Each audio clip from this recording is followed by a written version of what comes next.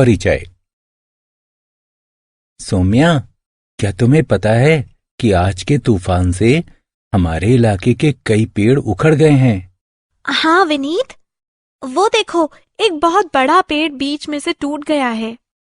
अरे हाँ, यह दीवार पर गिरा हुआ आधा टूटा पेड़ का हिस्सा एक सुंदर त्रिभुज बना रहा है। बहुत अच्छे विनीत। क्या तुम इन दिनों स्कूल में ज्यामिति पढ़ रहे हो? हाँ सौम्या, आजकल हम त्रिभुजों की रचना करना सीख रहे हैं। इस पाठ में आप त्रिभुज की रचना करना सीखेंगे। उद्देश्य: इस पाठ के अंत में आप निम्न करने में सक्षम हो जाएंगे। दी गई रेखा के समानांतर एक रेखा खींचना, एक त्रिभुज की रचना करना जिसकी तीनों भुजाएं ज्ञात हों, एक त्रिभुज की रचना करना जिसकी दो भुजाएं तथा उनके बीच का कोण ज्ञात हो, एक त्रिभुज की रचना करना जिसके दो कोण तथा उनके बीच की भुजा ज्ञात हो, एक समकोण त्रिभुज की रचना करना जिसकी एक भुजा तथा कर्ण ज्ञात हो, समानांतर रेखाओं की रचना। एक अनुप्रस्थ काट की दो रेखाएं परस्पर समानांतर कही जा सकती हैं यदि संगत या वैकल्पिक आंतरिक कोणों का प्रत्येक युग्म बराबर हो। इस आकृति में यदि कोण 3 कोण 2 के बराबर है अथवा कोण 1 कोण 2 के बराबर है, तब रेखा M को रेखा N के समानांतर कहा जाएगा। हम समानांतर रेखाओं की रचना करने के लिए रूलर और प्रकार का उपयोग करते हैं। तो आइए समानांतर रेखाओं की रचना करना सीखें। चरण 1, एक लंबी रेखा M खींचिए तथा इस पर एक बिंदु X अंकित कीजिए। चरण 2, इसके ऊपर कुछ दूरी पर एक बिंदु Y अंकित कीजिए तथा इसे बिंदु X से मिलाइए। चरण 3, X को केंद्र मानकर तथा कोई भी त्रिज्या लेकर रेखा M को बिंदु Z पर तथा XY को V पर काटता हुआ एक चाप खींचिए। चरण 4, Y को केंद्र मानकर तथा वही त्रिज्या लेकर XY को बिंदु U पर काटता हुआ एक चाप PQ खींचिए।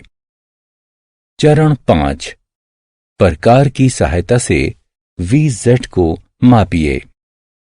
चरण 6, U को केंद्र मानकर तथा मापी गई त्रिज्या लेकर चाप PQ को S पर काटता हुआ एक चाप खींचिए। चरण 7, S और Y को मिलाइए तथा रेखा N बनाने के लिए इसे आगे बढ़ाइए। चरण 8, एकांतर अंतःकोणों SYX तथा YXZ को मापिए। आप देखेंगे कि कोण SYX बराबर है कोण YXZ के, अतः रेखा N समानांतर है रेखा M के। त्रिभुजों की रचना। एक त्रिभुज एक दो आयामी समतल आकृति होती हैं जो 3 भुजाओं और 3 कोणों से मिलकर बनती है।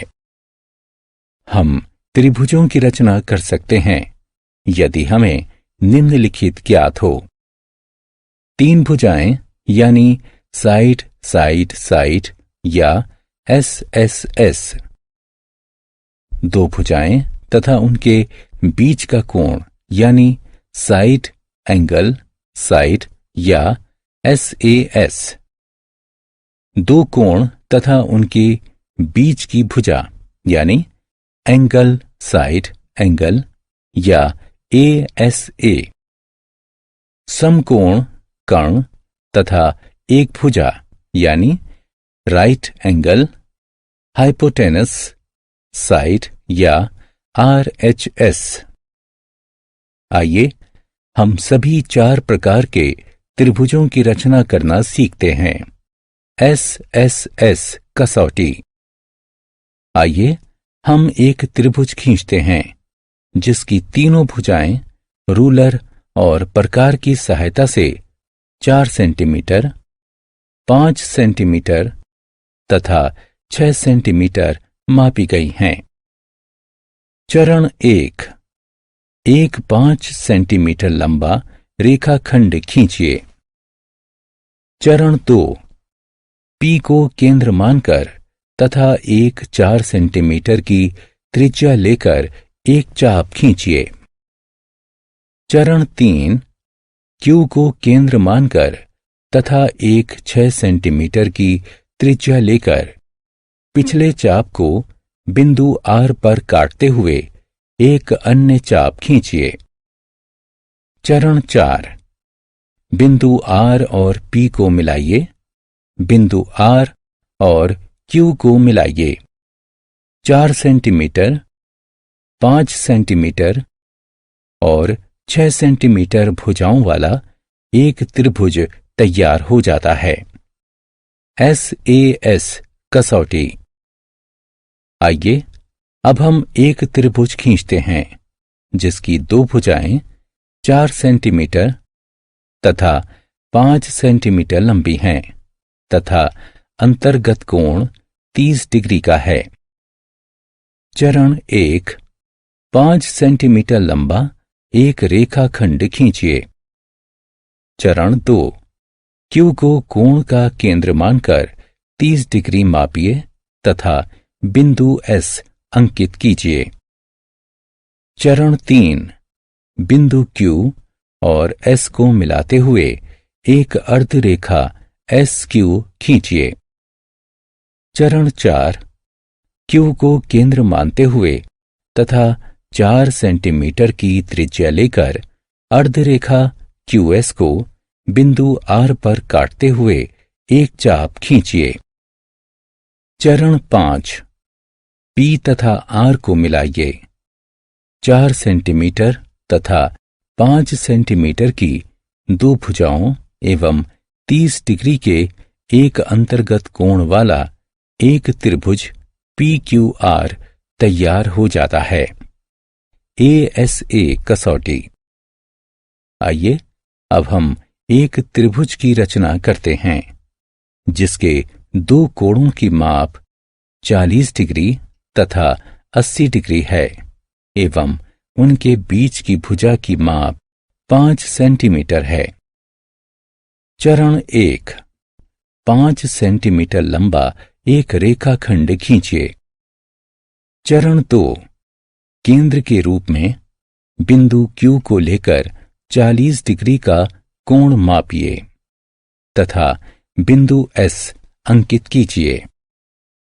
चरण 3, बिंदु Q तथा S को मिलाते हुए किरण SQ खींचिए।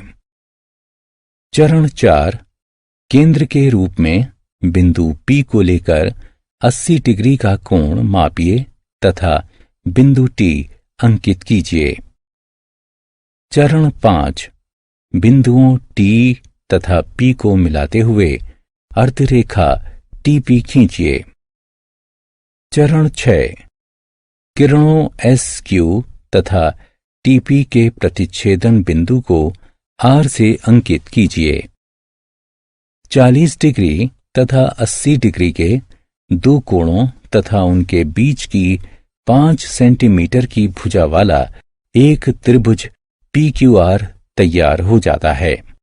RHS कसौटी। आइए अब हम एक त्रिभुज की रचना करते हैं जिसके कोण की माप 90 डिग्री है तथा आधार और कर्ण क्रमशः 8 सेंटीमीटर और 10 सेंटीमीटर हैं। चरण 1, एक रेखा L खींचिए।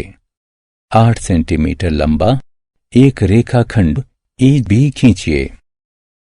चरण 2, AB के बिंदु A पर एक लंब AG खींचिए। चरण 3, बी को केंद्र मानते हुए तथा 10 सेंटीमीटर की त्रिज्या लेकर ए जी को बिंदु सी पर काटते हुए एक चाप खींचिए। चरण 4, बिंदु सी से बिंदु बी को मिलाइए। क्रमशः 8 सेंटीमीटर और 10 सेंटीमीटर आधार तथा कण वाला समकोण त्रिभुज तैयार हो जाता है। सारांश। आइए हमने जो कुछ भी सीखा है उसे संक्षेप में दोहराएं। एक दी गई रेखा के समानांतर एक रेखा की रचना कीजिए। एक त्रिभुज की रचना कीजिए जिसकी तीनों भुजाएं ज्ञात हों। एक त्रिभुज की रचना कीजिए जिसकी 2 भुजाएं तथा उनके बीच का कोण ज्ञात हो। एक त्रिभुज की रचना कीजिए जिसके 2 कोण तथा उनके बीच की भुजा ज्ञात हो। एक समकोण त्रिभुज की रचना कीजिए जिसका एक पाद और एक कण ज्ञात हो।